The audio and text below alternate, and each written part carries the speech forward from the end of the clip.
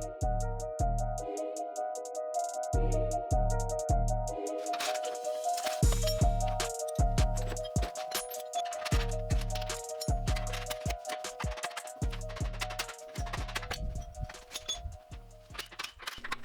welcome back to episode 2 of Project MX5SRCE. In this episode, we're going to be getting the car to become a roller for its first time in about 5-6 years.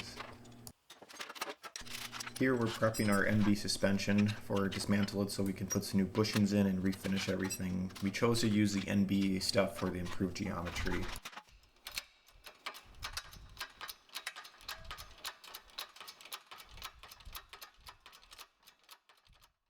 The NB parts car that we chose was pretty low miles, about 40 to 60,000, but again, all the rubber, all the bearings were all 20-30 years old. So we chose to get all that stuff removed and repainted it. In this case, we're just getting everything prepped so we can sandblast, get everything refinished before we start installing the new components. Once we got all of the components sandblasted down to metal, we chose to do a Pour 15 undercoat just to kind of seal everything in, make sure there wasn't going to be rust leaching in since we are in Minnesota. We don't drive the car in the winter, but let's just try to avoid the rust if we can. Once everything was prepped, we ended up crushing the bearings, the new bushings. And then once all the bushings in and bearings in, we did actually end up painting it with a chassis paint on top of it. So the control arms and knuckles and all the suspension components should have really good protection.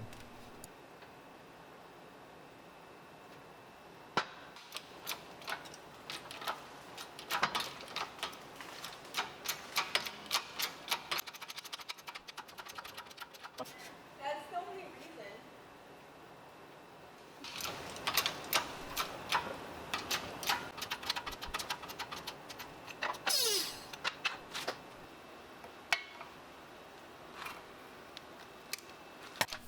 During this rebuild process, a lot of ideas and processes really came to the while you're in there mentality. And so here we're removing the studs that came on the new hubs and replacing them with the ARP extended studs. Not necessarily that I need them, but I think I just like the idea of having a new product in there, something that's a little more durable, and again, while we're in there.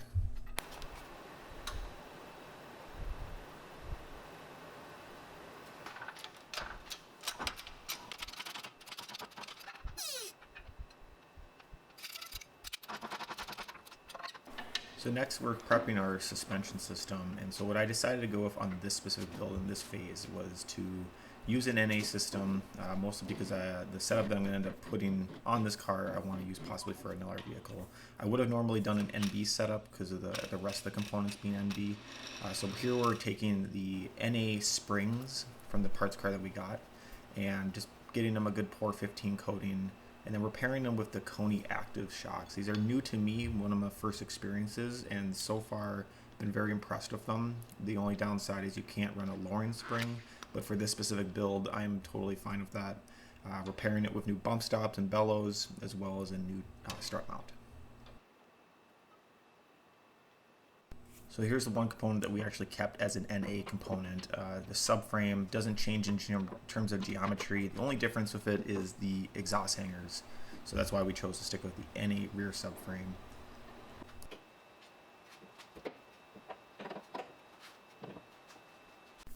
And as for the front subframe, we are doing the NB one, and that's mostly so that we can run an NB steering rack. Another benefit of reason why we went with the NB suspension components is the improved geometry that Mazda did in '99 on these components.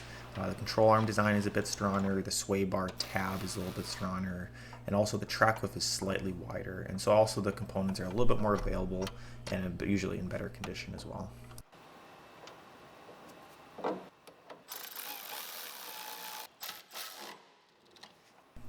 So here's what the full NB suspension setup looks like on the NA. It's completely bolt-on, as long as you use all the NB components like the control arms, knuckles, and ball joints.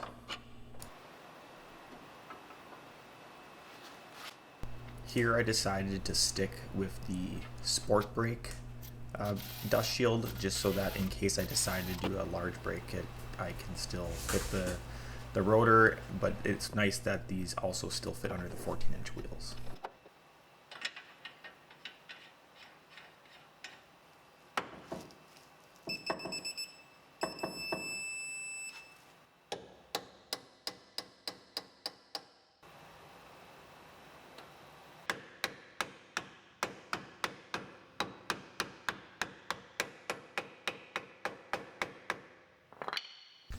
brake system with this car, I decided to just keep it stock with the 1/6 calibers, mostly so that I could have as light as on-sprung weight as I could get.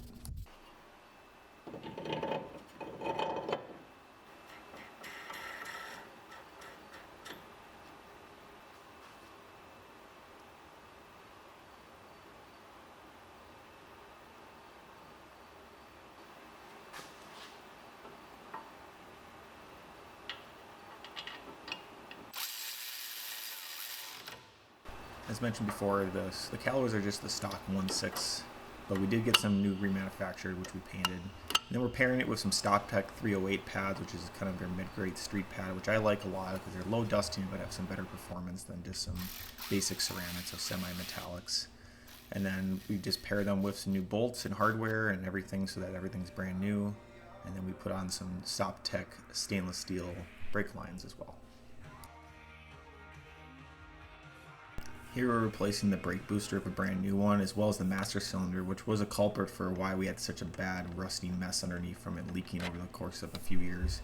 So again, just a stock 1/6 system. I didn't want to change anything. I was thinking about getting a NB master cylinder for the bigger bore, but I decided to skip that.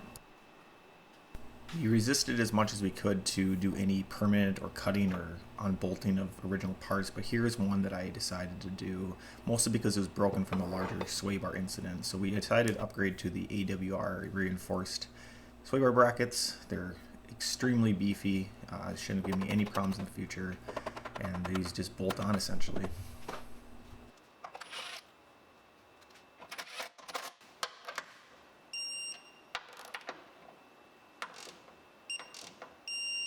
For the steering system, I decided to go with one of my depowered steering racks, mostly because I wanted to eliminate as many of the unnecessaries. Not that power steering is bad, but I just figured that because this car is kind of going to an old school type of roadster build, I figured manual steering should be great.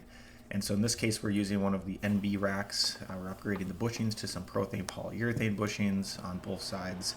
This will just reduce the slop and remove the old rubber ones that are 20-30 years old.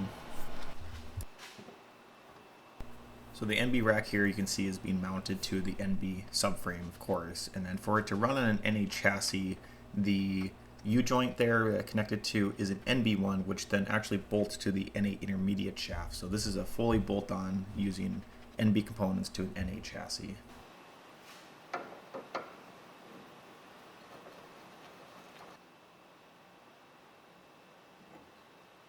To complement the fresh depowered rack, we're also putting some new inner and outer tie rods on, putting some new bellows on. Basically everything was brand new regarding the steering system as well as the rest of the car, so I figured there's no point to skimp on any of these items.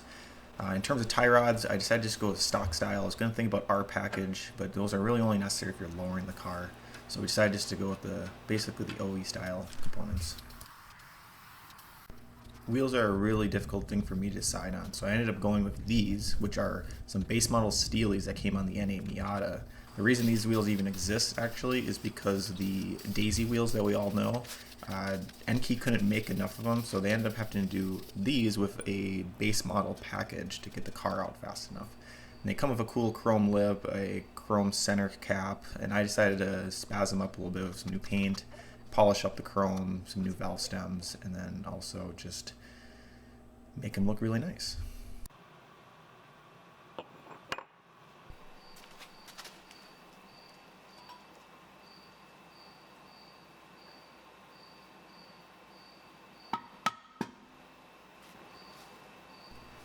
Thank you for watching episode 2 of Project MX5SRCE. In episode 3, we're going to be prepping the drivetrain, engine, trans, diff, and getting all that installed. If you guys are interested in any of the products that you saw, check out the descriptions, and we have a bunch of different items that we built during this build that we have on our website. So I appreciate the support, and thank you for watching.